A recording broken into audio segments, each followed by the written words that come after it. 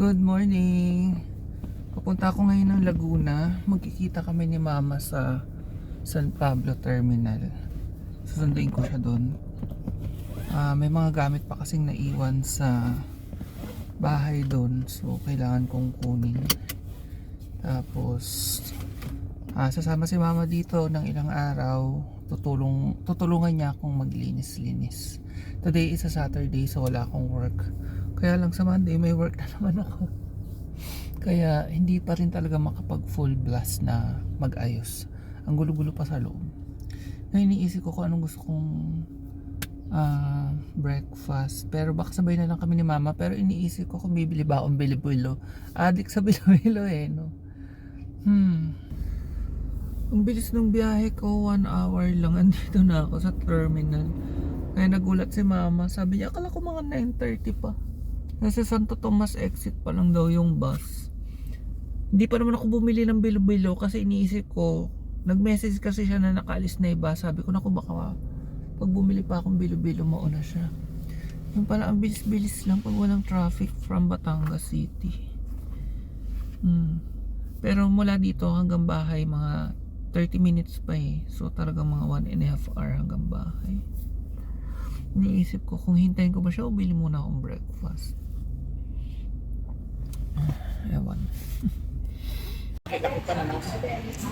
Nag-brunch na kami ni Mama na nabawasan na namin bago ko naalala mag-vlog. Nandito kami sa Dunks. Kain muna kami dahil 10:30 na. Grabe na kami. Kain ng kain. Andito na pala kami sa bahay. Hindi lang ako nakapag-vlog masyado. So kinukuha ko pa yung mga tira-tirang gamit dito sa kwarto. Kaya itong maleta ko. Tapos sa cabinet, may mga bag pa ako dito. Dami. Sobrang init ngayon. Ang ganda ng view. Bilhin nyo na. O diba? Ganda ng view ngayong araw. Bundok. Sabi nung ayaw sa bundok. Pangit daw. Mukha daw bundok dito. Malamang bundok naman talaga to. Pero mas bundok pa rin dun. Kami mismo, bundok talaga tong lugar namin. Kaya nga malamig dito eh. Compared sa nasa mas patag na lugar. Tinanggal ko na yung screen at parang nalalaglag. Gusto ko ikabit mamaya. Si Mama, hinarvest na yung kanyang mga mais. Pakita ko sa inyo mamaya. Ayoko lumabas kasi napakainit. Hindi na init ng araw. Tiyaga din eh. Tapos diniligan niya muna. Ayan yung hose. Na-unload ko na yung mga kukunin. Grabe, pabalik-balik din ako doon sa sasakyan ng ganyang kainit. Dapat pala pinasok ko na lang dito. Medyo matarik kasi ito. Ang hirap pumasok. Panggulay. Hindi pwedeng kainin ng ganyan. Ha? Panggulay lang yan pag ganyan kaliit. Pwede rin laga. Ang dami yan na harvest.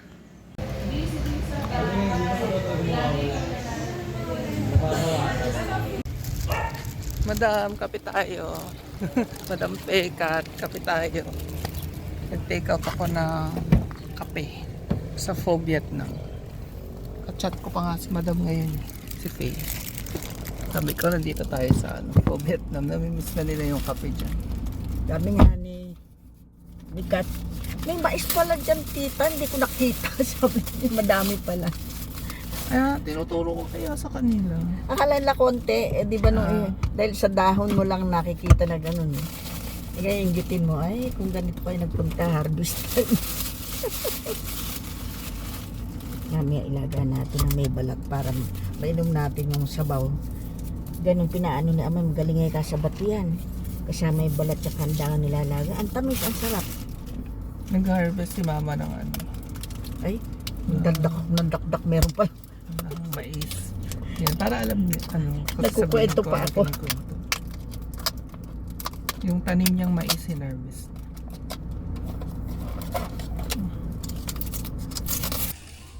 Magkakalaykay si Mama dun. Diretso agad sa gawa. Pagdating namin, diretso agad siya sa paglilinis doon, pati sa likod. Ako pinakain ko, tsaka binoking ko yung mga babies. Pagod ako. Ibababa ko pa yung mga gamit sa sasakyan. Ito na yung hinarvest ni mama kaninang mais. Sabi niya ilaga ko lahat.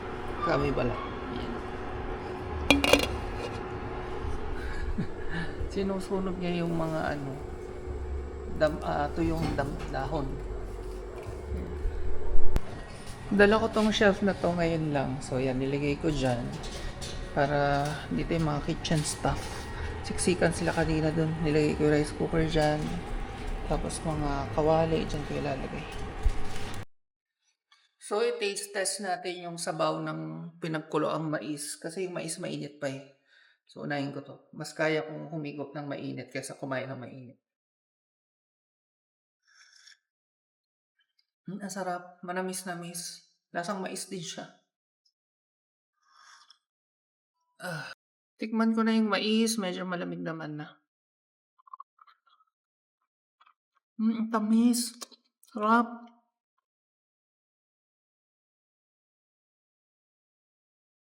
Medyo maligat din. Yung balat pala, kinakain din ni Bailey. Akala ko dati itong tawag dito, basta itong loob lang. Kaya pala pati balat kinakain niya.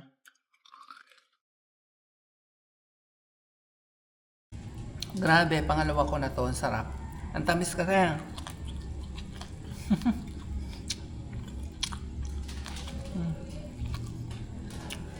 Si mama busy sa labas. Mamaya na lang siya magmerienda. Dinner namin yung tira namin kanina sa San Pablo. Sa Tolaing. Ang sarap nito, ginataang tilapia. Oh, ayan. Binaligtad ko para maganda. Ayan. Ginataang tilapia, pero inihaw. Dinagdagan ko na lang ng ganyan. Ayan siya. Oh, Naingit si Yurik. nakaamoy. Oo, kami kakain na pagod na. Si mama dami nagawa sa labas. Bukas daw. Napakwento pa eh. Hindi pa napakwento. Dumating Tsaka kasi. kung may itaka kong dalaw. Yung mga damo-damo dun, nakalakal ko na yun. Kaya ako magtrabaho. Bukas pakita ko sa inyo ang aliwalas na compared nung bagong lipat. Ingay ni Yurik. Isang araw lang sa akin yung bukas. Pati yung mga kahoy din nakikita ang bulok-bulok. Sinugot ko doon sa gubat eh. Nilagay ko doon. Ang daming anay. Itsura ko, minidyo pa. Kain tayo. Sarap. Sarap ng isda. Kaso, medyo mahal siya, 250. Pero ang laki-laki naman kasi. Yung dalawang kain pa naman natin. Pang 3 tao siguro. Ganyan. Tapos, since inihaw siya, pati yung gata niya, lasang smoky. Sarap. Dyan. Sabi ko nga kay mama, ang hirap iihaw, nakakatamad. Wala akong tiyaga mag-ihaw. Sarap. Di ako mag-iihaw. Tapos yung tilapia sa downs, hindi lang ang burak. Ako mag-iihaw. Good morning. Breakfast namin. Hindi ko alam kung anong tawag dito. Angkol. Ha? Angkok. Angkok? Tapos yung suman sa pili.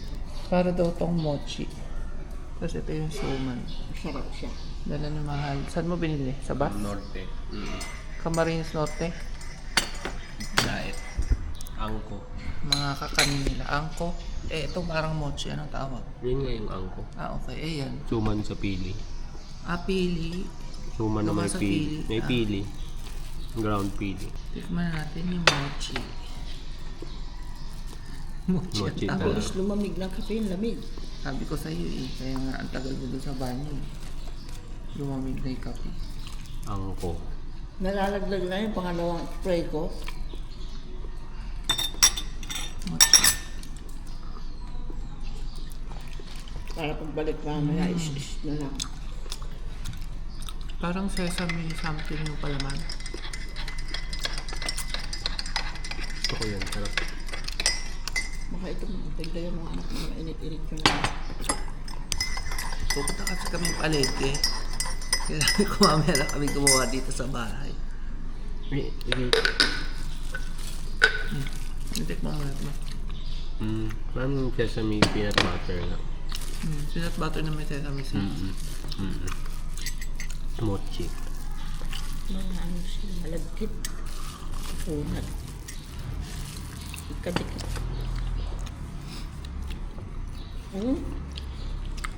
Simpleng palitaw. Pero iba na yun. Iba yung pagka-present. Ganito rin yun. Nilagyan lang. Nagawa mo yung palitan, lagyan peanut butter. Masarap nga ito. Ang sarap yun sa dito. Para siyang Moron. natikman na akong ganito eh. Parang moron. Hindi pa ako nakatikim ng moron. Tilaid sa amin. Ano to? Pili nga. Suman sa pili. Hindi gawa saan? Kamote. Hindi ko. Piling ko rice at or Ano rin yan? piling ko rice. Makunat eh. Di Glutinous yung ano, rin. yung glutinous. Ang glutinous din ko. Eh, wala akong dalang ano.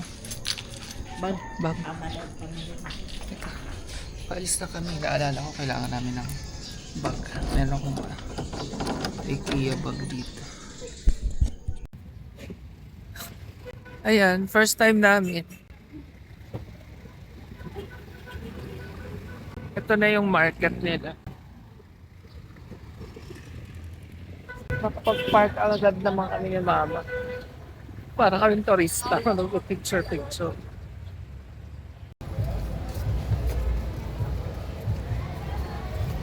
Taday sila, bunga, high goods. Oo nga, parang ito na bilihan ng mga pagkain sa harap mga may star apple o kaso Sa may nakakaano bigasan. yun. Isa lang. Sabado. Bili tayong star apple. Tama, try ko tapos mga.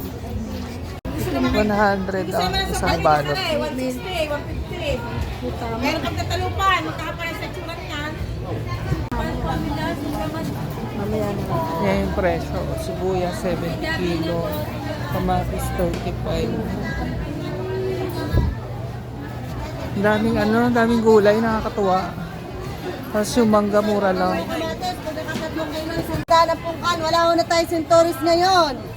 Pungkan na lamang. Bumili na rin si Mama ng kamatis. Sadaan lamang. 35 lang ang kilo. Mura. Anong may... Ang laki ng gulayan Magkano dito. siya, mais? Natutuwa kami.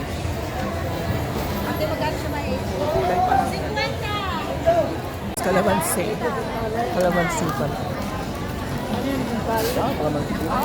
May marami rin kakanin. Kaso kumain na kami.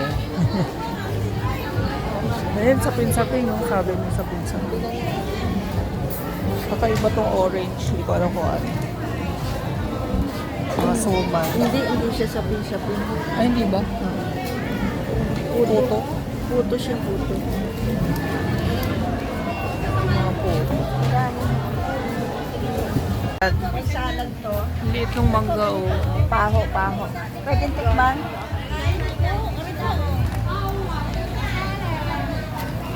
Ano, masarap? Pang salad? 10. Yan po, 400. 100 po. Ay, ang mahal. Akala ko yan sa kamat. Ang mahal ng sibuyas niya, 20 lang doon sa isa eh. Kaso nahiya kami kasi nakitikim kami nito. Supla, 10 piso pala ang isa nito. Ano nga eh, masama ang mukha eh, kaya napabili mo. Nakabili tuloy, may sibuyas na 50. Pwede na kayang pinina. Sa labas ng palengke, may mga street food. Kakaiba, ano to, pancake. Marunong pancake si Kuya. May ganda yung lutuan niya, oh. Oo nga eh. Kaso kumain na tayo eh. May mga turon. Puro gulay pala dito sa side na to. Yung pinanggalingan namin, puro gulay. Yan. Tapos dito yung mga karne at isda sa kabilang side. Ayan, nandito naman kami sa Ingit. Puro isdaan na. Seafood naman dito sa side na to. Ayan, mga hipon. Yung bangus kaya dito. Tikman nga natin yung bangus din kung may lasa. Hanap tayo na. Sabi ko magsinigang kami ngayon kasi medyo may ubos si Mahal. May mga alimasag mauro. Ano nga natin kung magkano. Sarap sa ginataan yan.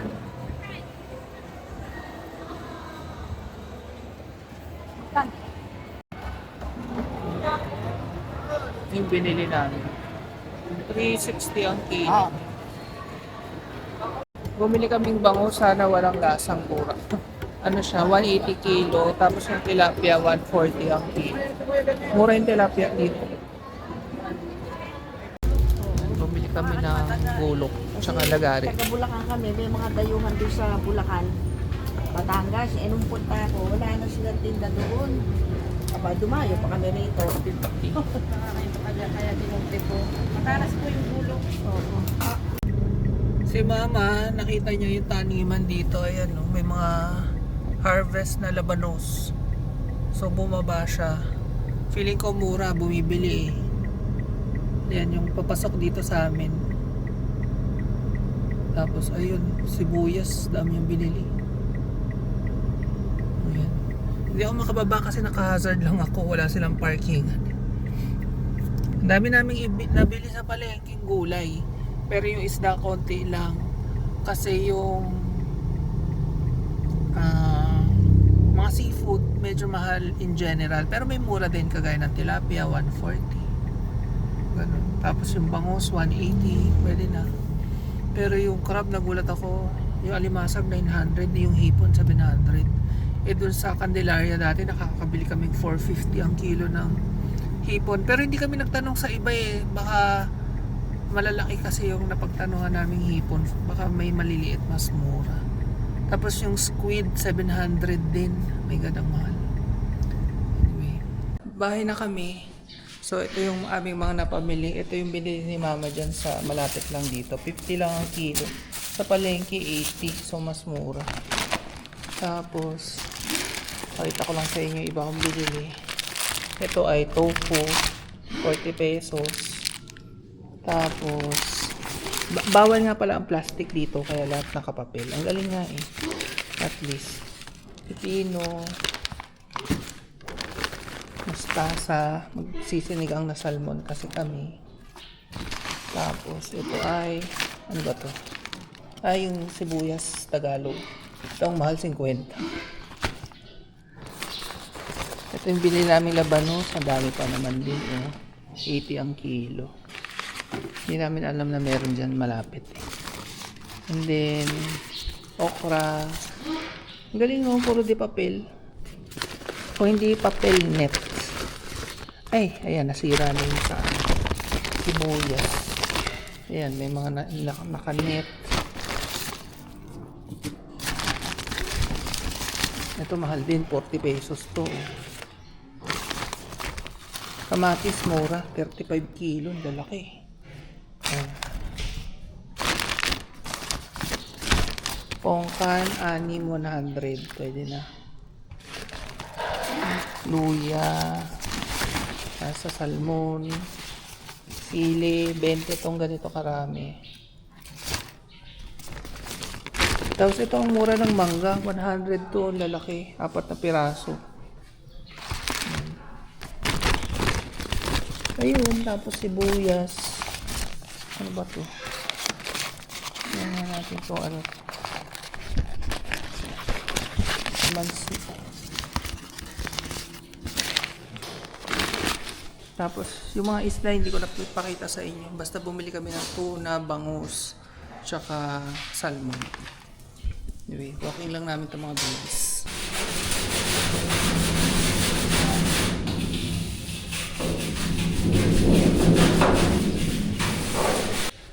So, magluluto na ako ng sinigang na salmon habang naglilinis si Mama sa ano. Ipakita mo yung style. Habang naglilinis siya ng banyo. Tapos sabi niya, itong labanos, isama ko raw tong dulong to. Dahon kasi kinakain daw yan, sarap daw yan. Anong pait? So, habang pinaprepare ko to, magbigay lang ako ng konting ano dun sa palengke. Review.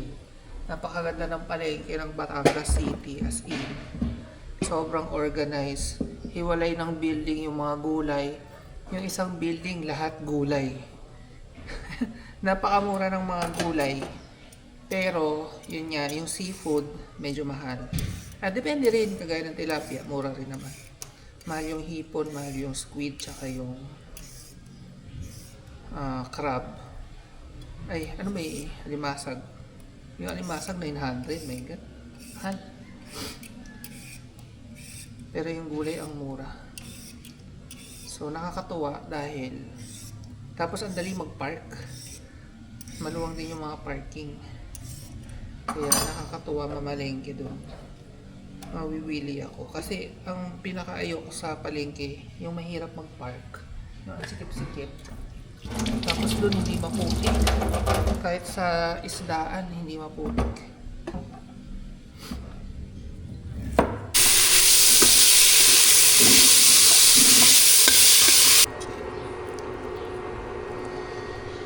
Nag-fog.